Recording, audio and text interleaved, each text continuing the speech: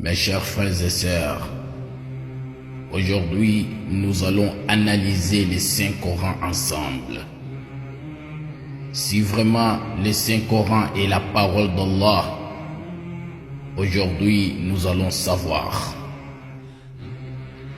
Aujourd'hui nous allons savoir si vraiment le Coran est la parole d'Allah. Car il se trouve parmi nous des musulmans qui ont toujours des doutes sur le Saint-Coran.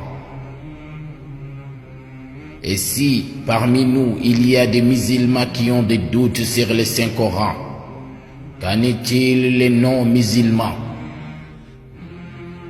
Alors, mes chers frères et sœurs, écoutez-moi avec vos cœurs avant vos oreilles, car je ne vous laisserai pas partir aujourd'hui avec des doutes sur le Saint-Coran. Comme vous savez, le Saint-Coran contient 114 sourates. Chaque sourate est codée et numérisée. C'est-à-dire, on ne peut pas remplacer une sourate par une autre. On ne peut pas remplacer un chapitre par un autre. On prend l'exemple, dans le Saint-Coran, il y a une sourate qui se nomme Sourate Muhammad. Elle est la 47e sourate du Coran. Ce n'est pas hasard qu'elle soit la 47e sourate. Car si l'on soustrait cette sourate qui est la 47e sourate à la dernière sourate révélée sur le prophète Muhammad sallallahu alayhi wa sallam, qui est la 110e sourate du Coran, elle se nomme Sourate An-Nasr, égale 63. Ces 63 représentent l'âge laquelle le prophète Muhammad doit-il vivre. C'est-à-dire, des chapitres 47 à la dernière chapitre révélé sur le prophète Muhammad nous annonce aussi l'âge laquelle le prophète Muhammad doit-il vivre. 63. Et dans ces 114 sourates, il se trouve 6236 versets. Mes chers frères et sœurs, chaque verset est codé et numérisé. On prend l'exemple dans la sourate Al-Qiyamah, verset 4, où Allah dit Bala qadirina ala an nusawwiya banana. Je suis capable, après votre mort, de reconstituer toutes vos empreintes digitales. Ce verset est le 5555e verset du Coran. Il parle des empreintes digitales que l'être humain possède. 5 doigts de la main droite plus 5 doigts de la main gauche plus 5 doigts du pied droit plus 5 doigts du pied gauche. Si on réunit ces chiffres, ça nous donne 5555. C'est exactement le nombre auquel le verset est codé. 5555e verset. Subhanallah. Mes chers frères et sœurs, dans ces 114 sourates, il y a 77 437 mots. Chaque mot est codé et numéroté. On prend l'exemple dans la sourate Taha. Le mot Taha est un mot mystérieux, est un mot miraculeux. Ce n'est pas hasard qu'on a nommé ce chapitre ou cette sourate Taha. Et ce n'est pas hasard qu'elle soit la 20e sourate du Coran. Vous savez qu'il y a 7 sourates dans le Saint-Coran.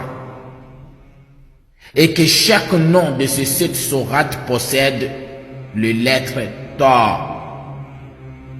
Et ces 7 sourates sont Taha, Fatir, At-Tur, At-Talaq, Al-Infitar, Al-Mutaffifin, At-Tariq.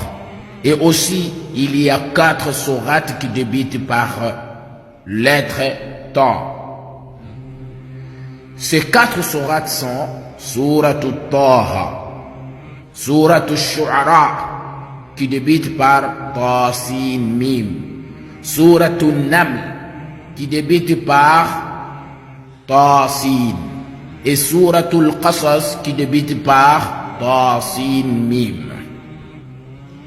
Nous allons multiplier les 7 sourates qui possèdent les lettres Ta par les 4 sourates qui débutent par les lettres Ta, égale 28.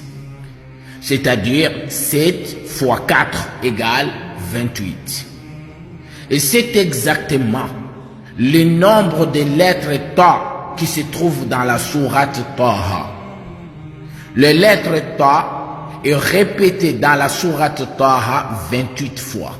Subhanallah. Un être humain est incapable de numéroter et coder un livre comme ça, mon frère.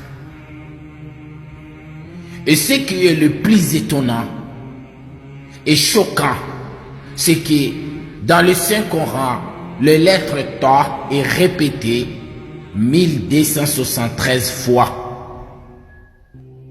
Et c'est Ta miraculeux qui se trouve au début de la sourate Taha, qui se nomme Taha, il se trouve juste au milieu de ce nombre de Ta qui est répété dans le Saint-Coran. C'est-à-dire, du début du Coran, de la sourate Al-Fatiha jusqu'à la sourate Taha, il y a 19 sourates. Et les lettres Ta est répétée dans ces 19 sourates 636 fois, qui donne la moitié exacte des nombres des lettres Ta qui est répétée dans le Coran, excepté Taha. Et après Surat Taha jusqu'à la sourate An-Nas, il y a 95 sourates. Et les lettres Ta est répétée dans ces 95 sourates 636 fois. C'est-à-dire, côté droit du Taha, il y a 636 Ta, et côté gauche du Taha, il y a 636 Ta. Subhanallah. Mes chers frères et sœurs, quel être humain est capable d'écrire un livre, puis numériser même les lettres et coder? Qui? Personne. Donc, la sourate Taha n'est pas nommée Taha pour rien. Et ces mots est codé. Personne ne peut les modifier.